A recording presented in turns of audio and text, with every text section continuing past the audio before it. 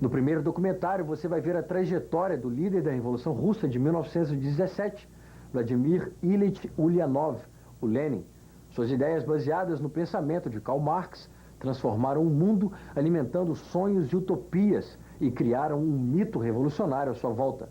Mas a imagem, até hoje cultuada e irretocável de Lenin, começa a ser questionada com a abertura de arquivos secretos da ex-União Soviética. O desconhecido Lenin é um retrato das utopias, ambições e atrocidades do maior e mais importante líder comunista de todos os tempos.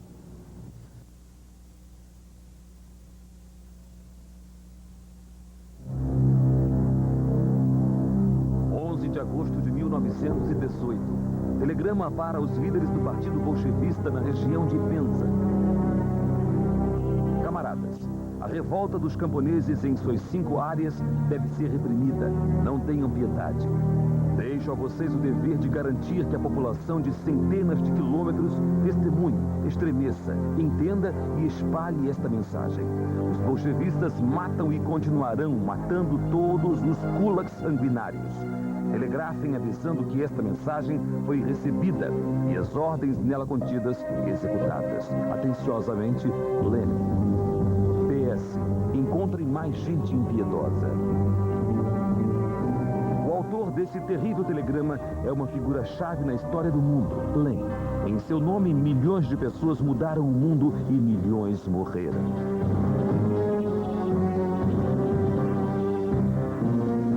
O acesso aos arquivos e testemunhos de sobreviventes que concordaram em conversar conosco nos permitiram formar um retrato do pai da Revolução Russa. Um retrato que vira o mito de cabeça para baixo. Expor Lenin é revelar o século, suas ambições, utopias, ilusões e barbaridades em nome da ideologia.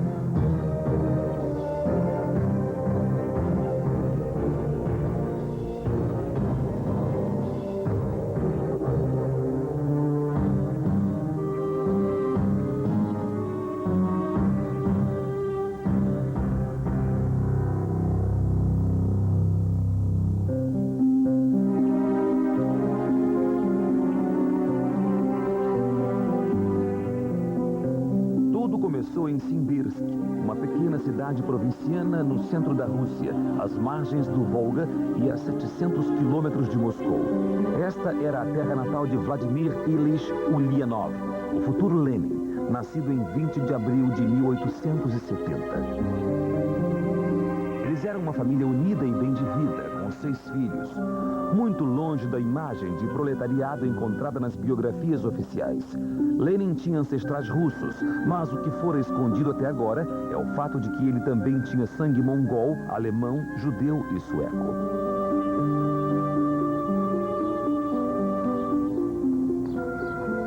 Encontramos nada menos do que 7 diferentes casas da família Ulyanov em Simbirsk, já que eles se mudavam a cada novo filho.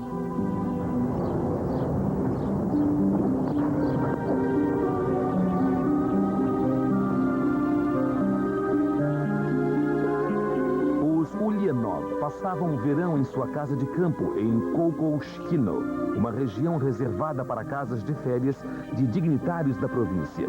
Eles passavam o tempo caminhando ou lendo juntos. O pai, Ilya Nikolaevich, era um importante funcionário público, finalmente nomeado para o serviço que parecia ter uma boa situação. Это был довольно высокий ранг, то есть это директор народных училищ, это высокая должность. Это должность, которая позволяла Илью Николаевичу общаться с самыми высшими кругами симбирского общества. Уровень удобств должен был соответствовать, потому что здесь постоянно бывали люди. К Илью Николаевичу очень часто приходили инспектора народных училищ, бывали и ученики. По воспоминаниям мы знаем, что здесь бывали и разного рода священники, приходившие к Илье Николаевичу, поскольку ведь в то время вот круг общения его был очень широк, сообразно его должности, его обязанностям и инспекторским, и директорским.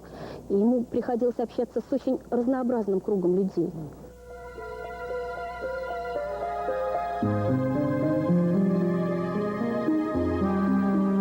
Nada na vida de Vladimir Ulyanov dava uma pista do que ele iria se tornar. Ele era um estudante bem educado e brilhante. Sua família era bastante respeitada e, apesar de documentos oficiais relatarem a existência de uma atividade revolucionária em Simbirsk, ela não existia. Olga Ulyanova é sobrinha de Lenin. Ela é filha de Dmitri, seu irmão mais novo, e é a única parente viva de Lenin. А здесь это фотография 1922 года. Это год моего рождения. Вот здесь моя мама, Александра Федоровна. Я у нее на руках в одеяле. Владимир Ильич и Виктор Ульянов. Дети воспитывались на книгах, на научных, на политических книгах воспитывались. Но сам Илья Николаевич, он же не проповедовал там политику e какое-то неповиновение, понимаете ли? Quando Vladimir tinha 16 anos, seu pai morreu. No ano seguinte, 1887, um raio caiu em sua vida. Seu irmão mais velho, Alexander, foi preso em São Petersburgo por planejar uma tentativa de assassinato contra o czar. Alexander foi condenado à morte no dia 8 de maio de 1887.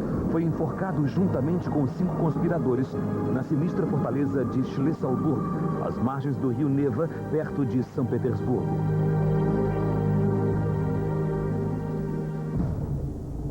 Я думаю, что казнь Александра Ульянова резко повлияла на Владимира Ильича. На мой взгляд, Валентинов прав, когда говорит, не было бы дела Александра Ульянова, мир не узнал бы Ленина. Ultrajado pela morte do irmão, Vladimir se tornou um revolucionário.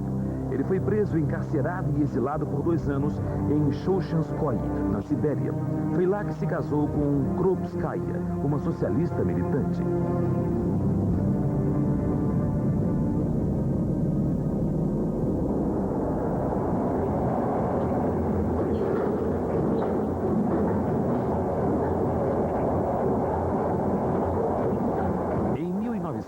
Vladimir Ulyanov deixou sua terra natal, de onde ficaria afastado pelos próximos 17 anos. Ele adotou o nome Lenin e primeiro se estabeleceu em Genebra, na Suíça, onde a grande maioria dos revolucionários russos estava exilada. Ele passava seu tempo militando para o Partido Social Democrata Russo. Foi nessa época que ele formulou sua doutrina, rejeição à democracia e ditadura do proletariado, com seu partido como vanguarda da revolução. Ele publicou suas intenções e falou em conferências e seminários sem a menor interferência das autoridades. Sua ficha policial foi mantida em Berna. Ele aparece como um pacato imigrante que respeita as leis do país que o hospeda. Na verdade, sua pasta é fina. Sur Lénine même, non, il n'y en a pas beaucoup, parce que, bon, au fond, à l'époque, il n'est quand même pas hyper connu, et c'est une chose qui nous a toujours frappé, c'est que le ministère public fédéral n'a pas surveillé de façon très intense les bolcheviks en Suisse. C'est intéressant de le constater. Lénine, d'après ce que j'ai pu entendre de ceux qui l'ont connu, était réellement un homme persuadé de ce qu'il disait et de la possibilité de changer son pays, le régime de son pays. Et en cela, il effrayait souvent ses camarades suisses qui ne pensaient pas, qui n'avaient pas, disons, sa foi fanatique dans l'avenir d'une révolution, la possibilité d'une révolution en Russie et en Allemagne. Donc autoritaire, voulant imposer ses vues, certainement. Seus artigos e panfletos impressos na Suíça não falavam em revolução democrática. Isso se tornou claro com o passar do tempo. Ele se opunha à maioria dos democratas sociais russos e, em particular, aos menchevistas, liderados por Martov.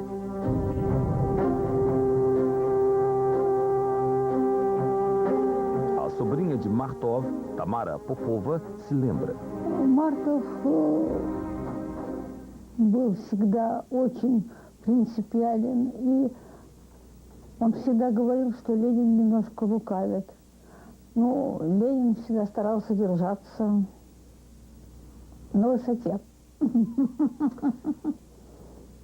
Он предлагал, чтобы партия была демократ. Он же был настоящий социал-демократ. Демократ по-настоящему. То есть он считал, что люди должны иметь свое мнение, каждый. И каждый имеет право выступить и сказать свое мнение. А Ленин считал, что если ЦК решит, то все. Все обязаны подчиняться. Mas a situação estava evoluindo na Rússia e uma revolução popular espontânea eclodiu em 1905, quando marinheiros rebeldes hastearam a bandeira vermelha no navio de guerra Potemkin. O nobre e exilado Lenin era cético quanto à revolução à medida que ela se aproximava e esperou até o outono para voltar ao seu país. Em janeiro de 1906, o czar finalmente sufocou a revolução com uma repressão sangrenta. A violência da reação e a dor da derrota foram tão fortes que até as mais firmes crenças dos revolucionários ficaram abaladas. Esse foi o impulso para a atacada de gênio de Lenin. A revolução não podia ser feita pelo povo, era um trabalho para profissionais. Ele voltou imediatamente para a Europa para abrir uma escola de revolucionários em Longjumeau, nos subúrbios de Paris, na França. Suas premissas não tinham mudado.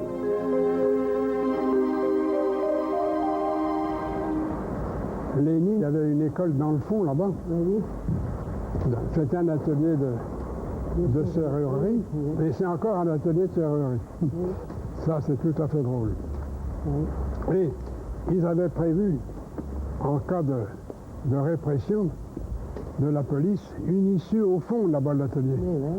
Voilà. 2 issues. Dans tous ces logements, c'était comme ça. Et c'est bien aussi. Ah bah oui, attention, hein, il y a une marche encore là. Auguste Gillot costumava brincar neste quintal naqueles anos. Ele conhecia o dono do local que alugava a casa para Lenin. Pour faire venir, à l'époque, hein, de Russie, des hommes de la ville ou de la campagne, loin même, loin de Moscou ou de Leningrad, à l'époque c'était Saint-Pétersbourg d'ailleurs, les faire venir ici, c'est toute une histoire. Hein. Quand on suit les militants qui sont venus à l'école ici, plusieurs sont devenus des membres du premier gouvernement de Lénine. Hein. En 17, c'est quand même formidable. Hein. Ils ont été formés ici. O atual proprietário do local é bisneto do locador de Lenin. Seu nome é Léon Duchamp. C'est ce qu'il m'a dit, mon père m'a pas dit que c'était des grandes personnes, les petites personnes, c'est bon. Il m'a dit qu'il faisait l'école ici. Mais hop, il repartait aussi sec, et puis... Mais voyant que mon grand-père, c'est juste bonjour, bonsoir, terminé. Hein. C'est là qu'il faisait l'école. Alors l'école de quoi? J'en sais rien. Peut-être la révolution, je sais pas. Ma grand-père n'est pas rentré dans les détails. Era uma escola da revolução. As aulas eram de marxismo, métodos de propaganda e regras da atividade clandestina. Foi a primeira escola do gênero na história do mundo, ensinando a luta revolucionária em um contexto metodológico e profissional. Enfin, supposé. C'était malin tout ça, c'est vrai quoi. On réfléchissait comme... Ah oui, ils étaient tous là au premier. Dans des chambres à plusieurs, quoi.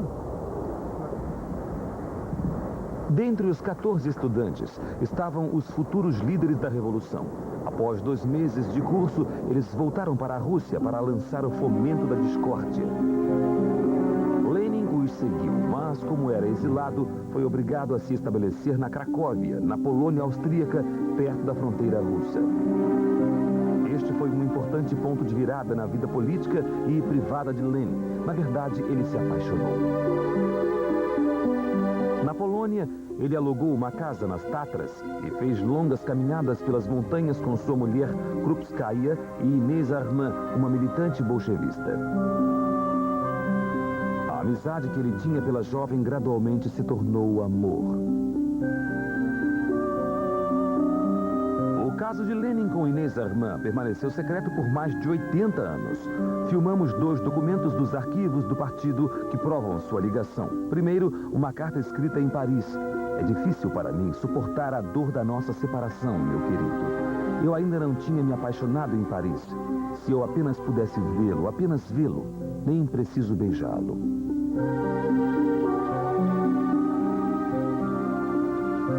Em seu diário no fim de sua vida, ela escreveu: "Só me restam sentimentos por meus filhos и por Владимир Ильич".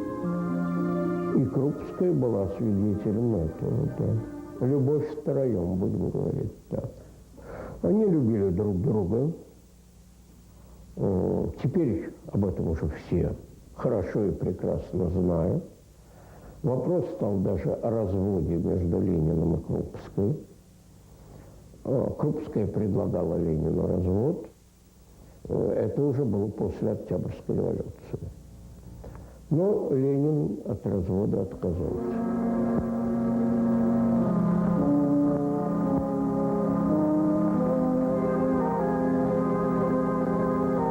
Em agosto de 1914, a Europa explodia com o início da Primeira Guerra Mundial. No dia 7 de agosto, Lenin foi preso na Polônia, acusado de espionagem para os russos. Depois do intervalo, você vai ver a eclosão da Revolução Russa, a renúncia do czar e a chegada do líder menchevista Kerensky ao governo. Você vai ver também a volta de Lenin à Rússia, onde foi recebido como herói por milhares de trabalhadores e soldados. Era o começo da Guerra Civil que levaria Lenin ao poder e mudaria a história desse século. Não perca, nós voltamos em instantes.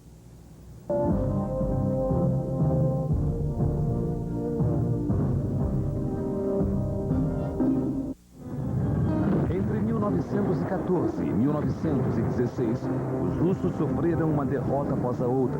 Mas na Rússia, assim como na França e na Alemanha, os líderes revolucionários aceitaram a guerra por questões patrióticas. Apenas Lenin torcia para uma derrota da Rússia e achava que tal derrota, em uma Rússia enfraquecida, aumentaria suas chances de lançar a revolução. Mas ele tinha pouca fé nessa possibilidade real. Дело в том, что еще в январе 2017 года, выступая в Швейцарии, он говорил о том, что не видит ближайших возможностей для революции. Так прямо он не сформулировал, но сказал, что, может быть, мы, старые большевики, не доживем до революции. И когда она случилась, а он узнал об этом случайно практически, к нему пришел человек и сообщил о том, что по газетным сообщениям в России развивается революция, он был уязвлен. Уязвлен даже не тем, что он в этот момент оказался вне Петербурга, как оказался и в 1905 году вне Петербурга, а тем, что он, убежденный в том, что владеет инструментом для определения важнейших событий в мире, этот инструмент марксизм, оказался в этот момент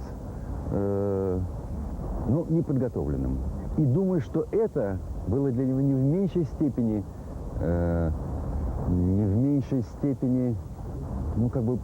позором, чем другие какие-то ситуации, которые случались в его жизни.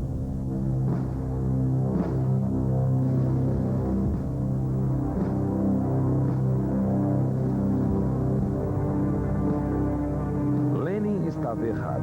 Na Rússia, a privação e a miséria eram tantas que no dia 28 de fevereiro de 1917, o que ele considerava impossível aconteceu. Eclodiu a revolução. O povo se insurgiu em Petrogrado. O czar abdicou. Foi estabelecido um governo provisório. Mais uma vez, Lenin não tinha nada a ver com os acontecimentos, mas a maré da história estava para mudar. Com o maior sigilo, a Alemanha decidiu usar Lenin para seus propósitos. Когда Министерство иностранных дел Германии запросило генеральный штаб, а целесообразно ли это делать, те сказали, просто необходимо, потому что Ленин как раз тот человек, который будет вести свою линию, а она нам очень выгодна. Para os alemães, se a Rússia estivesse fraca, o inimigo estaria fraco. Para Lenin, se a Rússia estivesse fraca, ele poderia tomar o poder. Seus interesses eram mútuos. Tendo isso em mente e a pedido de Lenin, os alemães providenciaram para que ele e outros chefes bolchevistas voltassem à Rússia, de trem. Só havia um problema. Como o trem atravessaria a Alemanha sem tornar a aliança óbvia para todos? Lenin teve a ideia. Era simples fingir que as portas do vagão estavam lacradas. Die Sache ist lange umstritten gewesen. Ist er plombiert gewesen oder nicht? Sondern er ist lediglich geschlossen gewesen, die Türen waren verschlossen, damit die Reisenden nicht sich frei da in Deutschland außerhalb des Wagens aufhalten konnten. Die Kommunisten haben selber dann Wert darauf gelegt, um die Qualität des neutralen Wagens zu betonen. Der Wagen sei plombiert gewesen, also mit einem extra Verschluss versehen gewesen. Das ist nicht der Fall gewesen. Klar geworden ist, hat es außerhalb der rund 30 Reiseteilnehmer nur den Schweizer Fritz Platten gewesen, der mitgefahren ist.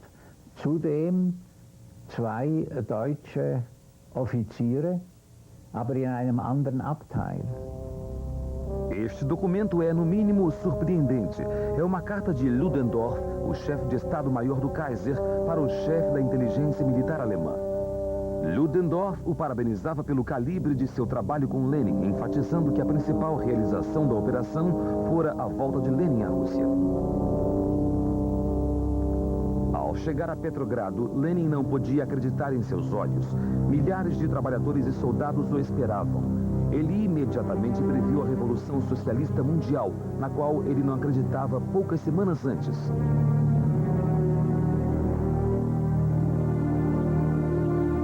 Он радовался не столько той встрече, которая была оказана ему на Финляндском вокзале, сколько тому, что его противники не сумели воспользоваться этим временем и выбить почву из-под его ног. Он не опоздал к обеду, да. Легальная партия, он боялся, что будет создана рабочая легальная партия, не была создана. Для возможности приехать в Россию ему была предоставлена. Он удивлялся глупости Временного правительства. Он удивлялся тому, что его не арестовали на пути, не арестовали по приезде туда. Он постоянно в этом знаменитом пломбированном вагоне спрашивал, а не арестуют ли нас? А не арестуют ли нас? Lenin não foi preso porque o país estava um tumulto. Kerensky, na liderança do governo provisório, era incapaz de conter a maré revolucionária. A liberdade de imprensa inaugurada pelo governo não tinha sentido para Lenin. Os bolchevistas imprimiram milhões de panfletos de propaganda.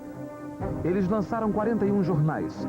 420 mil edições do mais famoso deles, o Pravda, foram impressas em uma prensa de rotação moderna, com dinheiro do serviço secreto alemão.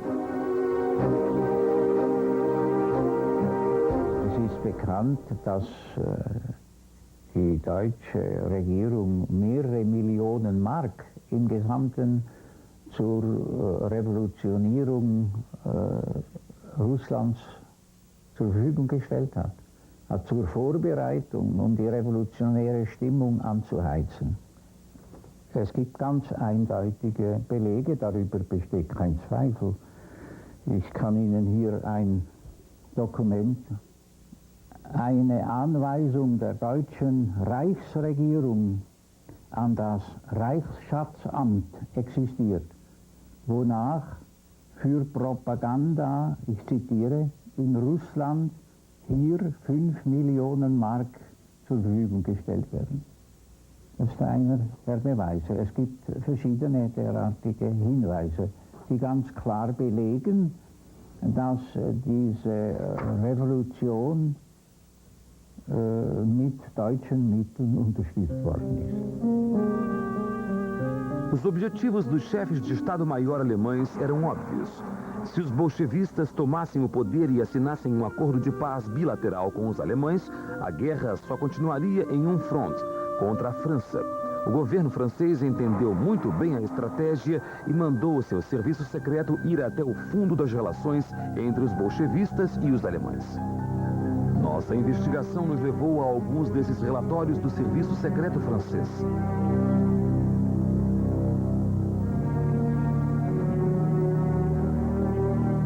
Nesta nota lemos: entre março e julho de 1917, observamos a entrada na Rússia de aproximadamente 37 milhões de rublos vindos de bancos suecos, noruegueses, dinamarqueses e finlandeses. Ela relaciona banco por banco. sob disfarce de atividades comerciais legítimas, o serviço secreto alemão fornecia fundos a contas bancárias abertas por bolchevistas em países neutros. Estes documentos foram endereçados a Albert Thomas, ministro do exército francês, que, por sua vez, o passou a Kerensky, chefe do governo russo. Kerensky imediatamente ordenou a prisão de Lenin por espionagem. Lenin entrou então para a clandestinidade, usando uma peruca e um bigode e adotando o nome de Ivanov. Fugindo para a Finlândia, ele e Zinoviev se esconderam em uma cabana em Razliv, uma cidade a apenas 3 quilômetros da fronteira. Mais tarde, eles foram ajudados por um camponês bolchevista que os escondeu em seu estábulo. Это было лето было очень жарко, и душный сарай, они практически не выходили из него. А так, конечно, они сквозь щели выглядывали и боялись каждого шороха. Чем они рисковали, Ленин и Зиновьев, если бы их здесь нашли в этом сарае? Их бы расстреляли на месте. Почему? Военное время, а они шпионы. Em outubro de 1917, eclodiu uma insurreição em Petrogrado. Lenin, que voltara correndo da Finlândia, decidiu que era hora de arriscar tudo. Ele ordenou a tomada de assalto do famoso Palácio de Inverno, onde o governo provisório estava instalado.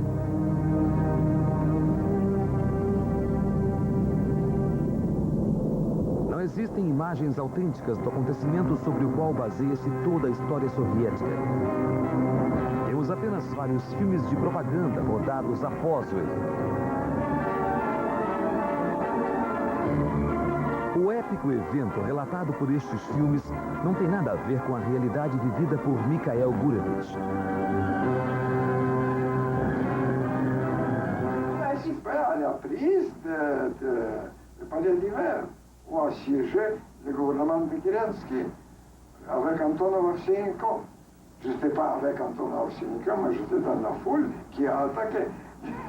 Le moment le plus intéressant pour moi, c'était le bataillon de femmes, le bataillon féminin qui avait protégé le gouvernement de Kerensky. Les premiers moments, quand les premiers soldats soviétiques ont sauté dans la cour, ils sont enfuis, ils ont disparu. C'est tout. On n'a rencontré aucune résistance. On n'a aucune résistance, on a monté dans la salle où siégeait le gouvernement de Kerensky, et Antonov Ovsyannikov a proposé de se rendre. O blefe de Lenin foi pago com dividendos. Os bolchevistas eram minoria nos campos e no movimento revolucionário, mas eles eram determinados e bem organizados. Graças a seus fiéis seguidores de Longjulo e dos dias de exílio, Lenin se impôs como líder do primeiro governo de trabalhadores e camponeses. Mas, na verdade, foram os revolucionários profissionais que triunfaram. Só havia um trabalhador no primeiro governo proletário da história, Shliapnikov. E, acima de tudo, o povo devia ser conquistado. As prometidas eleições arrasaram com o partido. Dos 703 membros eleitos, os bolchevistas só ganharam 168 cadeiras, mas Lenin não se deixou abalar. Em 18 de janeiro de 1918, o dia em que a Assembleia Pós-Revolucionária assumiria suas cadeiras, ele ordenou o cerco ao Palácio Tauride. A democracia russa durou 24 horas. Na verdade, a influência bolchevista só se estendeu a Petrogrado e Moscou, e mesmo lá, as provisões eram pequenas e cada vez mais difíceis de obter. Lenin estava sozinho, ele não tinha controle sobre o resto da Rússia. No front, o exército desmoronava. Os soldados que não desertaram se confraternizavam com os alemães. Para manter sua base de poder, Lenin decidiu se render, ainda que a maioria de seus líderes de partido discordasse dele. Em Brest-Litovsk, as tratativas conduzidas por Trotsky avançaram rapidamente, graças às ordens de Lenin. Assine qualquer coisa a qualquer preço. O tratado foi assinado, com os russos aceitando cada uma das requisições dos alemães. A Rússia perdeu, então, 1/3 de sua população, 1/3 de sua área agrícola e 3/4 de seus recursos de minérios de ferro e carvão. Lenin estava satisfeito, mas tivera que pagar um duro preço pela liberdade da qual precisava para dar o próximo passo. Combater os que resistiram à Revolução, o que significava uma guerra civil. Foi a mais sangrenta guerra civil da história.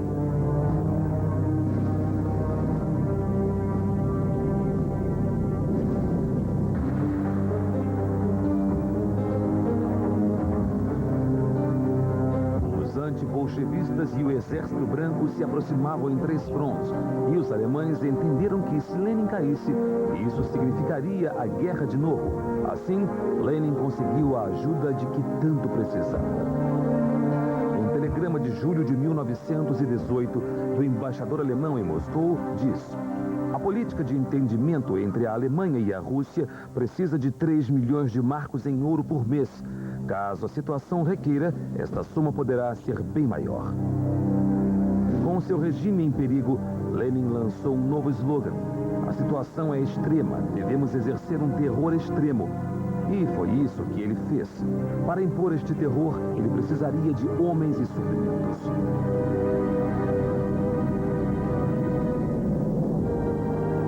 Começou reunindo milhares de camponeses em seu novo exército vermelho, enquanto batalhões especiais varriam o país confiscando animais e colheitas, em especial de trigo e milho. Na maioria dos casos, os confiscos de animais e trigo do governo abrangiam toda a produção camponesa. O resultado inevitável foi que no final de 1920, de uma população de 150 milhões de russos, 30 milhões viviam em condições de escassez. 5 milhões de pessoas morreram de fome. Em algumas regiões, os camponeses acabaram comendo cadáveres de animais e foram registrados até casos de canibalismo.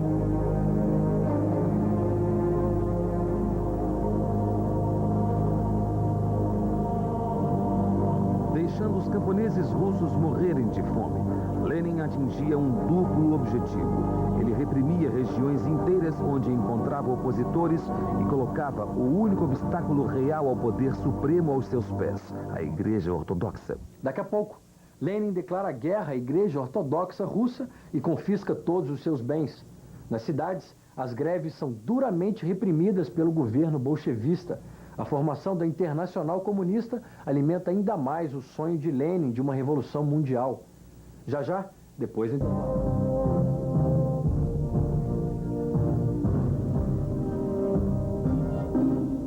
Em uma longa carta endereçada ao seu Politburo, Lenin deixa clara sua posição. O desespero causado pela fome mudará a atitude pública. Esta é a única maneira. Concluo que é hora de desapropriar todos os bens da igreja e destruir o clero de uma maneira tão decisiva e impiedosa que sua lembrança viverá para sempre. Quanto mais gente da igreja aniquilarmos, melhor para nós. Assinado, Lenin.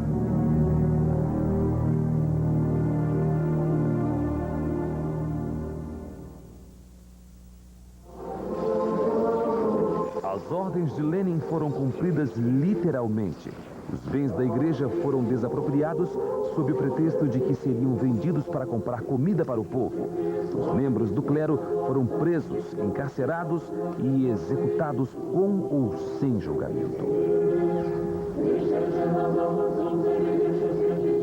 O governo Lenin fuzilou o avô paterno e o materno do padre Dmitri.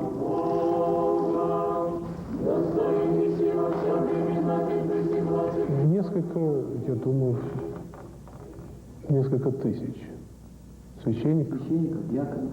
Да. Монахов? Да. В том числе я видел женщины. Конечно. Женщин, церковные старосты, продавщицы свечей. Вообще, многие люди из народа, которые просто любили церковь, пели на церковных клиросах. И вот изъятие церковных ценностей происходило таким образом, чтобы спровоцировать у населения протест. Наглядные законы были, потому что у них практически всегда с собой был определенный мандат. Они приходили и начинали эти акции. Народ на это реагировал всегда, били в колокол, и собирался народ защищать. Происходила стычка, после которого приезжали уже вооруженный отряд который самых активных расстреливал. Valery Bronstein é sobrinho de Trotsky. Ele mora em Moscou e passou muitos anos tentando identificar as vítimas, muitas vezes anônimas, de Lenin. Ele reuniu arquivos de vários cemitérios de Moscou, em especial do de Donskoy, onde encontram-se numerosos túmulos comunitários. Esses arquivos são disponíveis para famílias que esperam encontrar seus ancestrais que desapareceram, aparentemente sem deixar vestígios. Цветков Александр, беспартийный, русский, расстрелян, прошу извинения. Матвей Георгиевич, 1898 года рождения, сын царского полковника, расстрелян в 23 году. Вот здесь захоронены прахи множества людей, достаточно известных и неизвестных, всех вместе. Тут, конечно, преимущественно дворяне, бывшие офицеры, которых судили за все, что угодно, даже до шпионажа. Доходило в то время. Здесь и там захоронены и рабочие, расстрелянные рабочие, учащие, студенты e священники. Sim, trabalhadores, os queridinhos da Revolução. Este episódio foi cuidadosamente afastado dos registros históricos pelas autoridades soviéticas. O que não está nos registros históricos é que os salários escandalosos e a ditadura de mãos de ferro do Partido Comunista abriram os olhos dos trabalhadores e eles usaram a única arma de que dispunham para manifestar sua oposição ao regime, o poder de greve. Pragmático como sempre, Lenin não hesitou. Esquecendo a doutrina socialista que devia abraçar, ele usou seu exército para acabar com as greves e os direitos sindicais, rotulando todos os grevistas de desertores. No Pravda de 12 de fevereiro de 1920, ele escreveu: o melhor lugar para os grevistas, esses vermes, esses mosquitos da febre amarela, é o campo de concentração. E mais uma vez, Lenin se atém às suas palavras. Batidas matinais maciças e prisões de grevistas e inimigos da Revolução em potencial têm lugar por todo o país. Muitos eram fuzilados sem interrogatório, outros iam aumentar a população carcerária, que logo chegaria à saturação. E assim, Lenin inventou a gélida solução para remover centenas de milhares de homens, mulheres e crianças, o campo de concentração.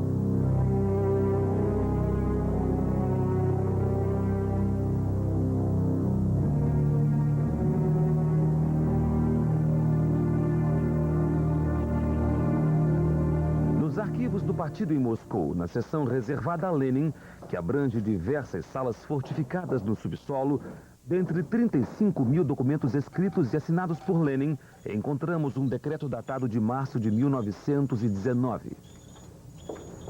O presente decreto legaliza os campos de concentração e autoriza os campos de trabalhos forçados, um por região.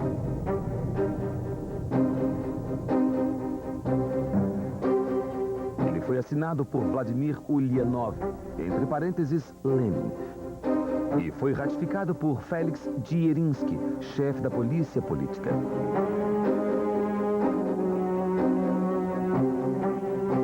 Os primeiros campos ficavam localizados em monastérios desapropriados. Então, em 1921, o Politburo ordenou a construção de um campo para 20 mil pessoas no extremo norte, em Okhta. Ele abrigaria camponeses, trabalhadores e marinheiros rebeldes. Como previra Lenin, o arado da Revolução mortificava a Rússia.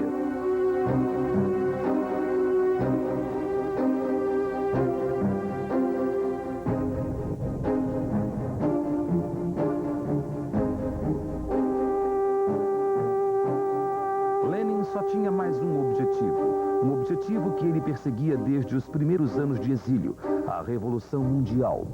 Estes homens de diversas origens, se divertindo nos degraus do Kremlin, formaram a Internacional Comunista em julho de 1919.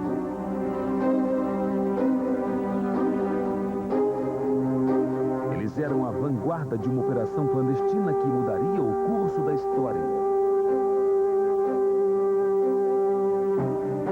estabeleceu um objetivo final para esses homens.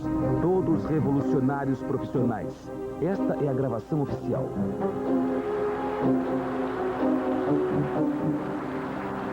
Теперь рабочие, оставшиеся верными делу свержения иго капитала, называют себя коммунистами. Во всем мире растет союз коммунистов. В ряде стран победила уже советская власть. Еще недолго, и мы увидим победу коммунизма во всем мире. Мы увидим основание Всемирной Федеративной Республики Советов. A primeira condição para esta revolução mundial, os fins que justificam os meios, não devia ser divulgada. A Europa e a América eram hostis a Lenin e ele pretendia lhes mostrar somente a face que queria que vissem. Para a Conferência Internacional de Gênes, de 1922, ele deu estas instruções a Molotov. No documento a ser apresentado aos estrangeiros, suprima qualquer menção à revolução violenta e inevitável ou à luta sangrenta. Página 2, linhas 2 e 3. Suprima completamente a passagem relacionada à nossa perspectiva histórica em que está declarado que outras guerras mundiais são inevitáveis. Para satisfazer sua obsessão por uma revolução alemã, Lenin estava preparado para uma guerra mundial. A derrota de 1918 e a queda do imperador mergulharam a Alemanha na anarquia. O frio, a fome e a miséria levaram o povo a se revoltar em todo o país. O proletariado estava organizado, sendo o Partido Alemão o único partido comunista europeu a ter uma base sólida e estruturada. O Partido Comunista Alemão recebia ordens de Moscou. No verão de 1923, líderes bolchevistas decidiram que era hora de engatilhar a revolução na Alemanha. O objetivo? Instaurar uma república bolchevista, incluindo a Alemanha e a Rússia e unindo 200 milhões de proletários. Trotsky foi encarregado das operações.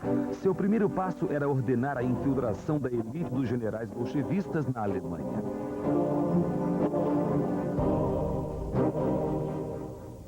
А теперь хорошо известно, что нелегально в это время в Германии находилось и Стасово, и Тухачевский, и Путина для того, чтобы помочь немецким товарищам по борьбе в одержании пролетарской революции в Германии. Поднять восстание внутри страны. Да, то есть поддержать и помочь Гамбургскому восстанию. Тухачевский был уже в Германии в качестве под другой фамилией, и Путина также в качестве частного вроде бы лица. Совершенно другие фамилии. Trotsky planejava juntar as tropas na fronteira polonesa, caso as revoltas precisassem de reforços. Os bolchevistas também estocaram grandes quantidades de trigo destinadas a alimentar o povo alemão. Em 21 de outubro, os comunistas declararam uma greve geral, mas a sombra dos soviéticos uniu o exército alemão, a polícia e os social-democratas contra eles. E a greve foi um fracasso. No final das contas, os alemães queriam continuar alemães. Apenas Hamburgo seguiu as diretrizes. E após 30 horas de intensa luta, o exército conseguiu conter a insurreição. O segundo Outubro Vermelho foi um terrível fracasso. E à medida que ele ruía também o sonho de Lenin de se tornar um conquistador, cavalgando pela Europa com a bandeira vermelha içada em sua mão.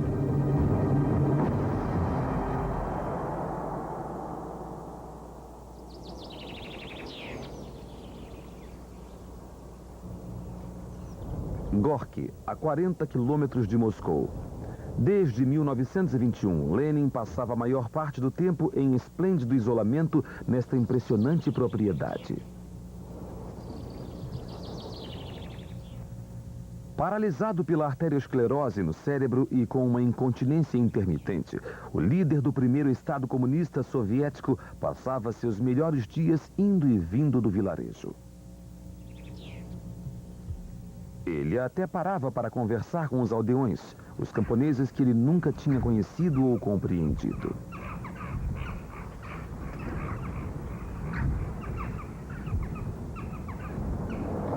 Um dia, quando Cláudia Shulgina tinha 11 anos, Lenin visitou os pais dela.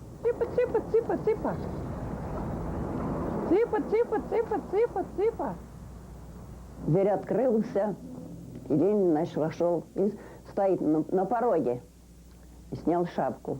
И сразу ему дали ход, и захлопнул ладошки. Приветствует его. Значит, он прошел к столу. Шапку снял, шапку он там еще снял, на пороге. Ну и дали слово ему. Стал говорить он. Вот это, говорю, электричество. Когда стал гаснуть свет, попросили у него электричество, Владимира Ильича-то. Вот нам бы света, а то керосина нет, плохо, значит, негде достать. Он согласился. Ну что ж, говорит, помогу. И, значит, в январе было. А потом тут зимой стало, что нам это бревна заводить, столбы для электричества, там проводов давать. А весной стали мужики сами ям копать, столбы ставить. И считалось наша лампочка Ильича. A Rússia ignorava o real estado de saúde de seu líder. Stalin escrupulosamente proibiu todas as visitas e isolou Lenin do resto do mundo. Só membros da família podiam vê-lo. As fotos de seu fim, até agora escondidas nos cofres dos arquivos, mostram o rosto de um homem que não pertencia mais a este mundo. A primeira figura revolucionária da nossa história morreu em 21 de janeiro de 1924. Um enterro suntuoso foi organizado pelas autoridades. Os líderes do partido, com Stalin à frente, chegaram a Gorky para acompanhar o corpo até Moscou com grande pompa e solenidade. Era o começo do mais difundido exemplo de adoração em massa que o mundo já conheceu. Lenin se tornava uma figura cultuada naquele momento, quando centenas de milhares de pessoas acompanhavam seus restos mortais no doloroso frio.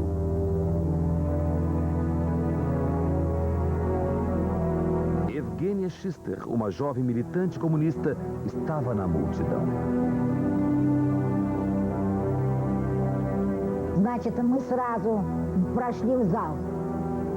Пришли в зал и ахнули. Все люстры в траурном этом тюле черном. Оркестры играют. Или траурные, или Шопена. Но оркестр все время.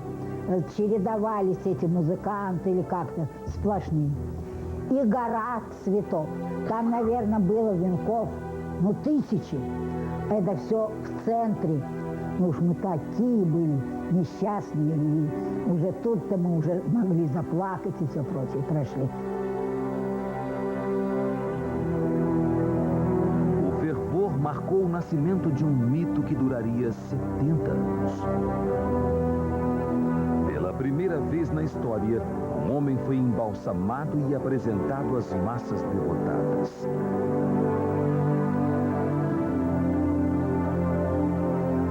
Ao mesmo tempo, o Politburo escrupulosamente enterrava 6.000 manuscritos, cartas e telegramas nos mais profundos e isolados arquivos.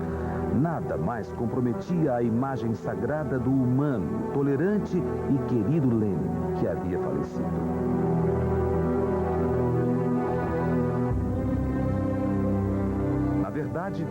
Hoje é provado que, no fim da vida, Lenin se questionou sobre o caminho que ele e a Rússia adotaram e sobre a possibilidade de triunfo do socialismo. Contudo, o que não ficou provado foi qualquer remorso pelas deportações, execuções e banimentos ordenados por ele e em seu nome. Em todos os arquivos, não há um único documento que leve os historiadores a considerar esta possibilidade. Я смотрела в архиве документы. Когда я смотрела документы моих родных, я кроме этого видела документы другие, и все время видела одно и то же. Все его резолюции ленинские. Расстрелять, посадить, отправить в ссылку. То есть у него не было никакой доброты. Ни разу я не видела отпустить или там что-то еще. Ничего этого не было.